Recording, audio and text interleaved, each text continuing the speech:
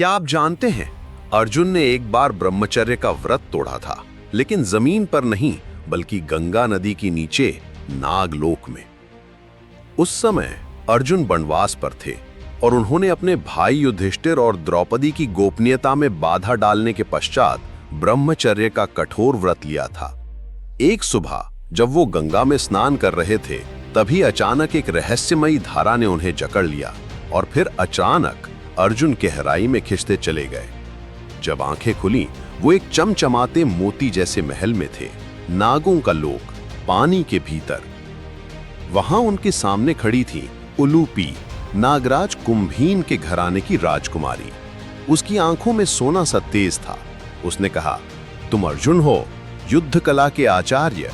मैं तुम्हें देखती रही हूं। तुम्हें यहां इसलिए बुलाया है क्योंकि मैं तुम्हें चाहती हूं। अर्जुन पीछे हटे, बोले, मैंने ब्रह्मचर्य का व्रत लिया है, मैं इसे नहीं तोड़ सकता। उलूपी मुस्कुराई, बोली, तुम्हारा व्रत द्रौपदी और तुम्हारे भाइयों के लिए मृत्यु लोक में है, लेकिन यहां मेरे लोक में तुम्हारा धर्म कुछ और है। प्रेम कोई पाप नहीं है, देवता भी मोह में पड़ते हैं। अर्जुन असमंजस में थे, व्रत और विवेक, धर्म और आकर्षण के बीच, और फिर उन्होंने आत्मसमर्पण कर दिया। उस रात जल के नीचे मानव निगाहों से दूर इच्छा ने संयम को परास्त कर दिया।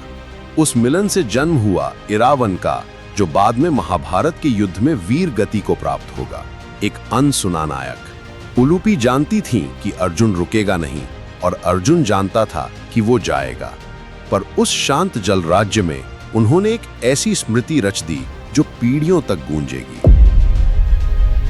अगर आपको ये अनसुनी कहानी पसंद आई तो एक लाइक जरूर छोड़ें और ऐसे ही गुप्त कहानियों के लिए सब्सक्राइब करें।